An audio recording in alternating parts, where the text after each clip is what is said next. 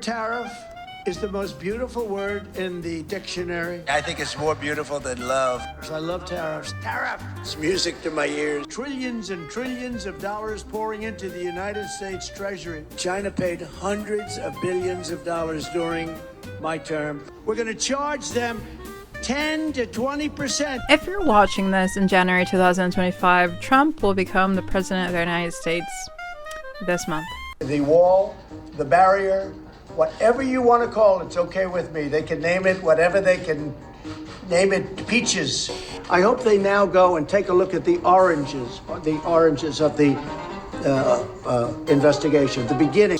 Open wounds cannot heal if we are divided. We must seek real bipartisan solutions. I know words, I have the best words. But there's no better word than stupid. Right? There is none.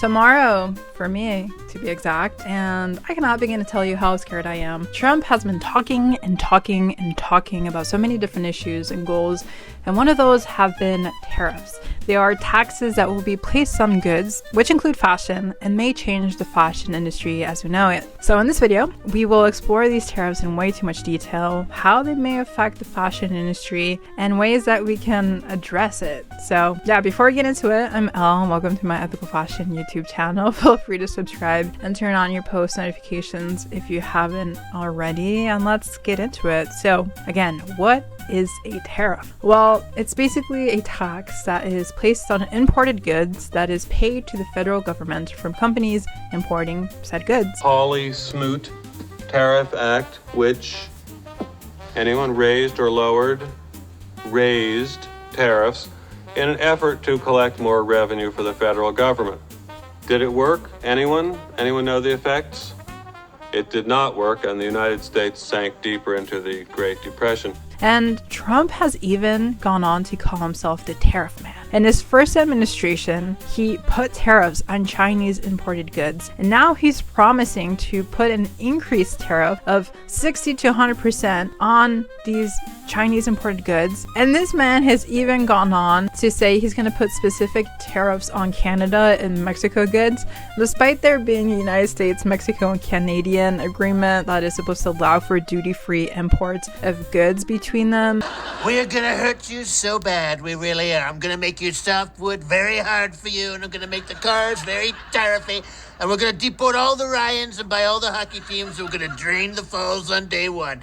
Bad bye! Oh, wait. He's gone on to say he's going to have these tariffs until they control the drug and immigration issues happening in the country. And we both know he's talking about Mexico. But maybe there's some good in all of this. Maybe I'm not overreacting, okay? Because if we forget about the racial and immigration tensions I just mentioned, maybe Trump could actually become our sustainable fashion hero that we've been craving and looking for. The news from Macy's that just came out that they are going to phase out your clothing line. I mean, Well, I did that with agreement. I mean, Macy's has been very nice. We've had a long-term relationship. It's a very small business. It's ties and shirts and things, but they don't feel the same way I do about illegal immigration.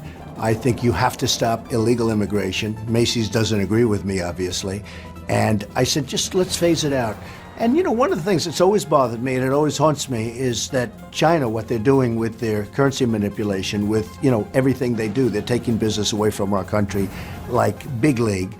And they make my ties and they make my shirts, and I've always hated it. So I said to Macy's, let's just forget this. Small dollars. And if I do it again, and we did well with the ties and the shirts, I would try and find some place in America that would make the ties and shirts. But it's very hard to find because China, Mexico, Japan, almost everybody, they're taking our business. They're taking the business of our country away from us like we're children. Maybe he could be the one to finally make local fashion come in fruition. Maybe he can finally allow us to have made in the USA fabrics and made in the USA clothing. And honestly, kind of reminds me of the right-wing French media that was trying to do the same thing. Each purchase would be hit with a €5 penalty. Conversely, purchases of sustainably produced durable clothing would get a €5 bonus. Ultra fast fashion companies would be required to display environmental impact warnings on their product pages and would be prohibited from advertising in France. Meanwhile, the government would increase its subsidies for the reuse and repair of textiles. Those subsidies are already in place, but they would be bumped up. And their local fashion industry, maybe we can take some notes. If you want me to make a video on this, comment down below. But again, do we really think these high tariffs could bring back local sustainable fashion in the USA? I honestly don't know, because no one is safe from these tariffs. He has claimed that he's going to raise the tariffs, that he's going to create a universal tariff. Everyone is going to be subject to more taxes on imported goods. But efforts to reform our national, tax system is expected to begin in March. But again, there's a lot of questions to be asked as well on how this will play out, especially when our current fast fashion industry is pushing towards production on other countries, to the extent where 80% of our clothing is made outside of the United States, which is crazy. It's a crazy number. 80% is so much. And I am not the only one that's worried. I would say brands are losing their minds right now, because these tariffs could increase fashion costs. The higher the tariff, the more likely it is to have them come into the higher the tariff, the more you're going to put on the value of that piece, those goods, the higher people are going to have to pay in shops. Ready? The higher the tariff, the more likely it is that the company will come into the United States and build a factory in the United States, so it doesn't have to pay the tariff. That will take many, as you know, that will take many years. In fact, I'll tell you, there's another theory, is that the tariff, you make it so high, so horrible, so obnoxious that they'll come right away. When I do the 10%, 10% is really, first of all, 10% when you collect it is hundreds of billions of dollars. The numbers that you're talking, all reducing our deficit. But really, so there's two ways of looking at a tariff.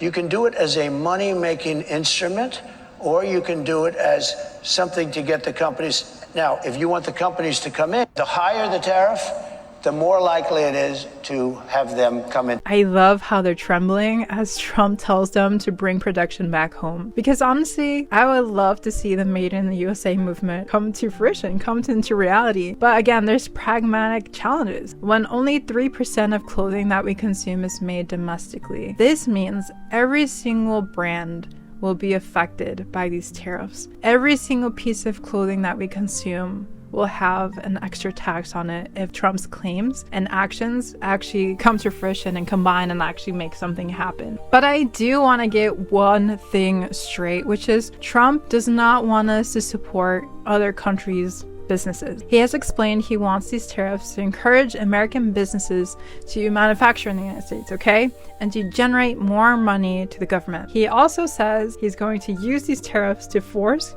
countries like Mexico to make concessions on other issues like trade and immigration patterns and stuff like that. But the full extent of these tariffs are still unknown. He's been making very sporadic announcements. He's been doing it on social media. He's been very inconsistent in what he's been saying, and he's been doing it with undetermined authority. I love tariffs. Tariff! It's music to my ears. We're going to charge them 10 to 20%. And he has even gone on to say he's going to implement these tariffs on his first day.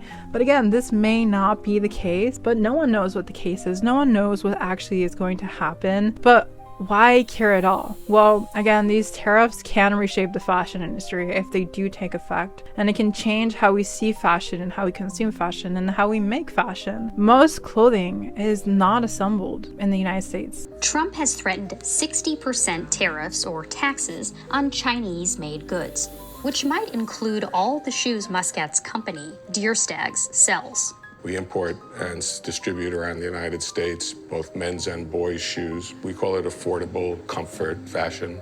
He says shifting production here is not an option, given labor costs. Shoes have over 200 operations, and there's a lot of labor in the making of shoes. Plus, there's no factories here to move production back, so we don't have the option. Brands as a whole are not even safe. Trump has basically indicated the possibility of a company-specific tariff that would target specific businesses that have moved their manufacturing outside of the United States. He has even also threatened to put 100% tariffs on certain nations like Brazil, Russia, India, and the UAE if they have replaced the US dollar with a different currency. Again, no one is safe, and it could likely make us all spend more money in goods. Not just clothing, but a lot of things like cars and household items, luxury goods, and like leisure items. And it just reminds me that fashion is political because it is basically intertwined with what's happening in the government. The trade agreement regime, systems like quota, tariffs, that has more potential than anything else to impact the industry. If we're going to negotiate agreements, let's make them meaningful. You need to know whom to trust by doing your homework with respect to looking at the actual product or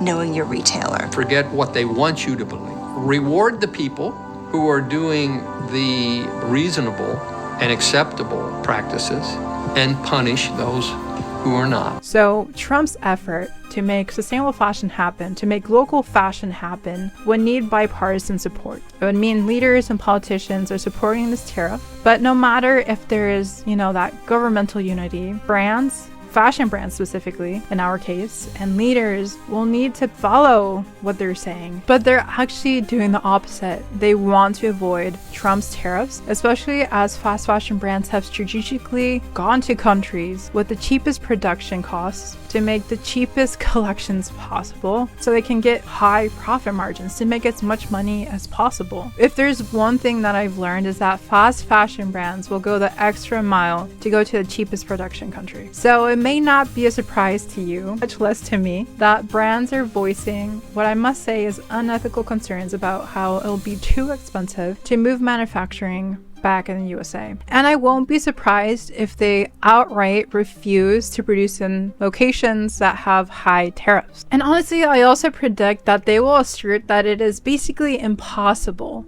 to build the local infrastructure that's needed to create the Made in the USA movement that we need, and maybe are already scheming to make production and shipping as cheap as possible. And to put it more into context, I want to explain that brands are currently getting away with paying one Bangladesh garment worker about 95 cents an hour for their labor as they work 60-hour work weeks, while an American garment worker at the very least needs to earn federal minimum wage, which is $7.25, and deserve breaks in a 40-hour work week and need to get overtime pay after 40 hours. So in just labor costs, that is such a huge difference, as the wage of one American worker can easily cover the wage of 8 to 9 Bangladeshi workers in 1 hour of clothing production, which blows my mind. But where do we go with all of this? Well, there is much to develop here in the United States. We know this. We know, especially when 3% of clothing is made in the USA. But we can take notes from the past. We can look at the 90s when 70% of clothing was made in the United States. We even grew cotton here, if we forget about the slave labor, which we shouldn't. But there has been examples of how we've made things locally, how we've shipped materials to factories across Pennsylvania and Texas and other countries that have made clothing here. But that has changed. Our policies have changed. Globalization has changed all of it. And so Trump's vision is basically turning back the clock and looking at how we did things in the past and going back to some of those methods. But people like John Gold, the VIP of supply chain and customs policy at the National Retail Federation, has explained that solely relying on tariffs to bring manufacturing to the US has never worked in the past. It takes time to find a skilled workforce. Unemployment is at a record low, so where are we going to find workers to do those jobs? Yeah, I want to say something. I want to say that we are currently in a very harsh economic landscape